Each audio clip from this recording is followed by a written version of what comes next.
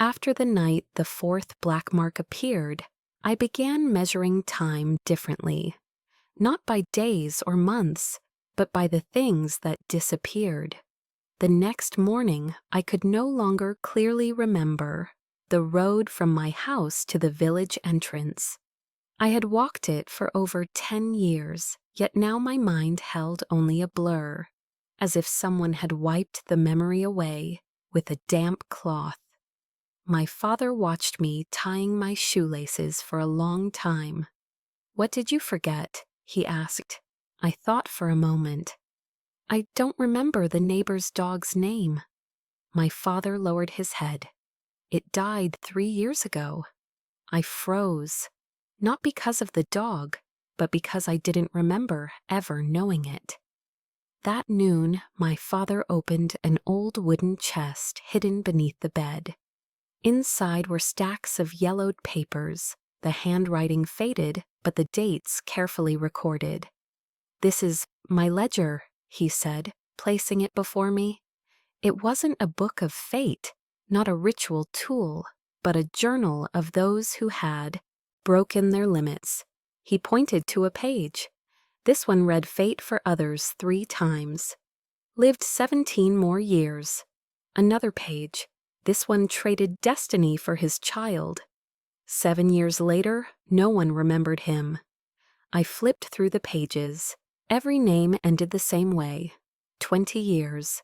No one went beyond it. 20 years isn't a lifespan, my father said slowly. It's the maximum time one can be recorded. I looked up. "What happens after 20 years? He met my gaze. "The name gets sealed. No more marks, no more edits, and no existence outside the register." My heart went cold.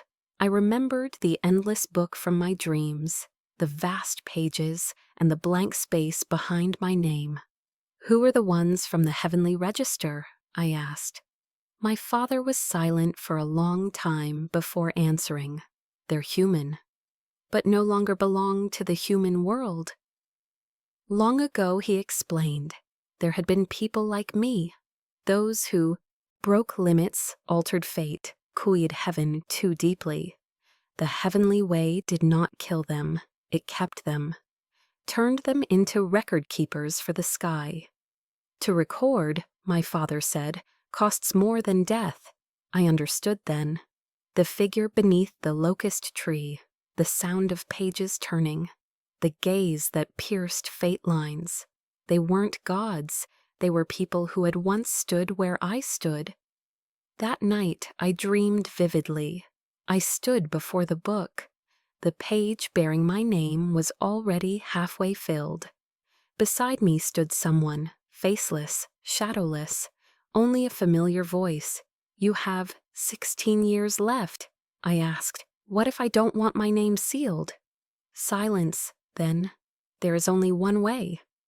The pages ahead of me were completely blank. Erase your name. I woke drenched in cold sweat. At dawn, roosters crowed. Sitting up, I understood clearly. 20 years wasn't an ending. It was a deadline for choice. Become a person inside the register, or vanish from both. Sides. I tried erasing myself on an ordinary morning. No ritual, no talismans. Because the middle volume contained a single line. If you wish not to be recorded, first do not confirm yourself. Erasing a name didn't mean removing it from the book.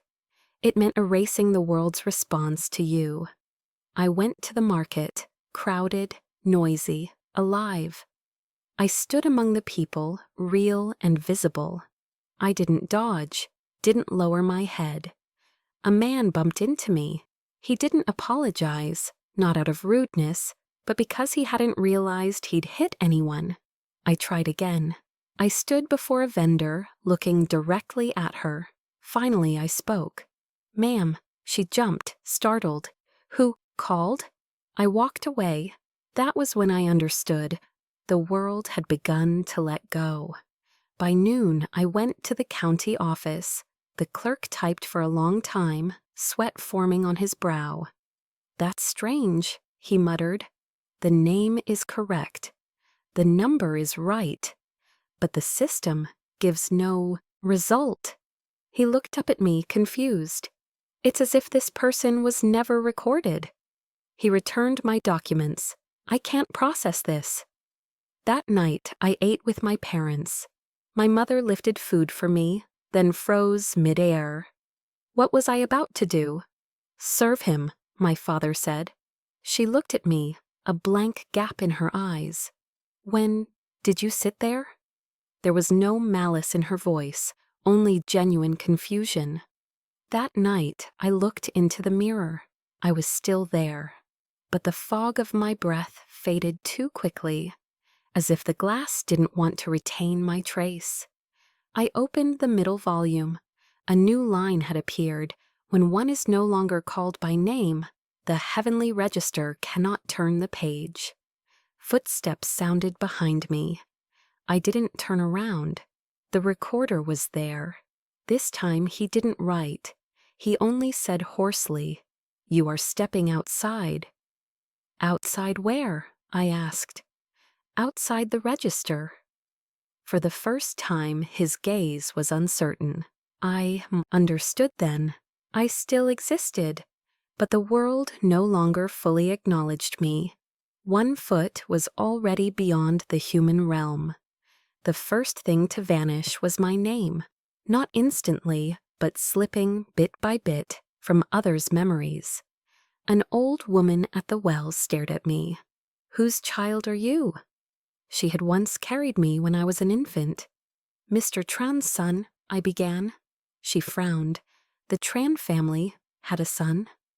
Later, my father asked quietly, "What's your name?" I knew it clearly, but my throat wouldn't allow the sound. He stepped back, exhausted. It started. That night, by the river, I learned the truth. Outside the register, there is no law, only predators, and survival depends not on hiding, but on learning how to exist without causing the world to respond. From that moment on, I was no longer walking a human road. I was learning how not to leave footprints in reality itself.